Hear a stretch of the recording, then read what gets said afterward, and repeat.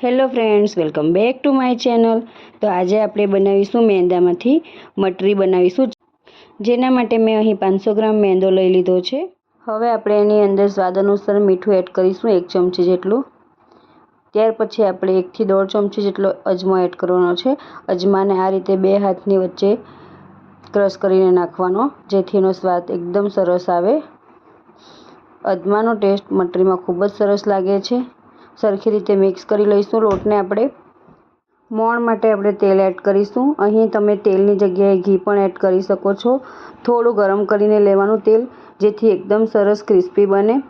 હવે આપણે સરખી રીતે મિક્સ કરી લઈશું લોટની અંદર તેલ સરખી રીતે મિક્સ કર્યા પછી આ રીતે હાથથી મુઠ્ઠી વારી જોવાની છે।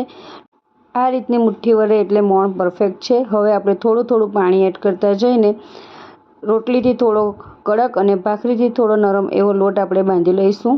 જરૂર જણાય એટલું જ થોડું પાણી એડ કરતા જઈને લોટ બાંધવાનો છે। આ રીતનો લોટ બાંધીને સરસ એવો મસળીને તૈયાર કરી લેવાનો છે લોટને।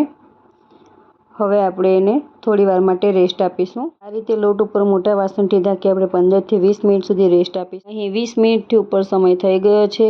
લોટ આપણો સરસ એવો સેટ થઈ ગયો છે, તમે જોઈ શકો છો। હવે આપણે ફરીથી થોડો મસળી લઈશું લોટને અને એમાંથી આપણે લુવા કરી લઈશું।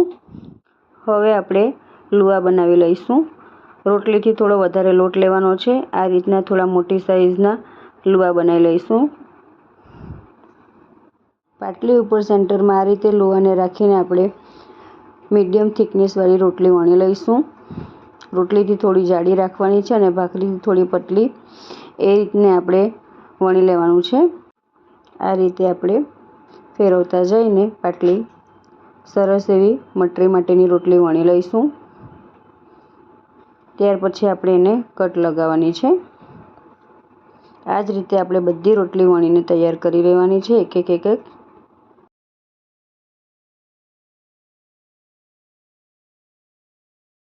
મીડિયમ થીક એવી રોટલી વણી લીધા પછી આપણે એની અંદર મટરીનો કાપા પાડી લઈશું।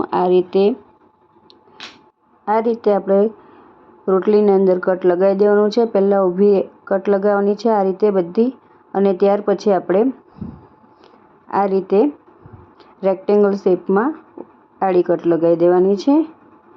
આ રીતે આપણે બધી મટરીને બનાવી લઈશું। કઢાઈમાં ગેસ ઉપર તેલ ગરમ થવા માટે આગળથી જ મૂકી દીધું હતું। તેલ ગરમ થઈ ગયું છે। હવે આપણે જે મટરીને કટ કરીને રાખી હતી એને એડ કરી દઈશું તેલની અંદર। હું એક રોટલી વણીને એને કટ કરીને આ રીતે ફ્રાય કરું છું। જો તમે બધી મટરી પહેલાં બનાવી લેવા માંગતા હો અને પછીથી તળો તો પણ ચાલે, પણ અહીં હું એક રોટલી વણીને એને કટ કરીને ફ્રાય કરી લઉં છું। આ રીતે પણ તમે કરી શકો છો। મીડિયમ ગેસની ફ્લેમ રાખીને જ તળવાનું, તો જ સરસ। આ રીતે તેલમાં બબલ્સ બંધ થાય ત્યાર પછી આપણે એને સતત હલાવતા જઈને ક્રિસ્પી કરી લઈશું। લાઇટ બ્રાઉન કરી લેવાનું છે। તો ફ્રેન્ડ્સ, તમે જોઈ શકો છો આપણી મટરી સરસ એવી લાઇટ બ્રાઉન કલરની થઈ ગઈ છે, સરસ ક્રિસ્પી થઈ ગઈ છે। હવે આપણે તેલમાંથી બહાર કાઢી લઈશું ઝારાની મદદથી। આ જ રીતે આપણે વણતા જઈને કટ કરીને બધી મટરીને ફ્રાય કરીને બનાવી લઈશું। ખૂબ જ સરસ બને છે, એકવાર જરૂરથી આ રેસીપી ટ્રાય કરજો। તો ફ્રેન્ડ્સ, આપણી આ મેંદાની મટરી બનીને તૈયાર થઈ ગઈ છે। તમે આને ચા જોડે પણ ખાઈ શકો છો। 15 થી 20 દિવસ સુધી તમે એરટાઇટ ડબ્બામાં સ્ટોર કરી શકો છો। ખાવાની ખૂબ જ સરસ લાગે છે। આજની આ મારી રેસીપી ગમી તો પ્લીઝ લાઇક અને ફરી મળીશું એક નવા વિડીયો સાથે। Bye, thank you for watching.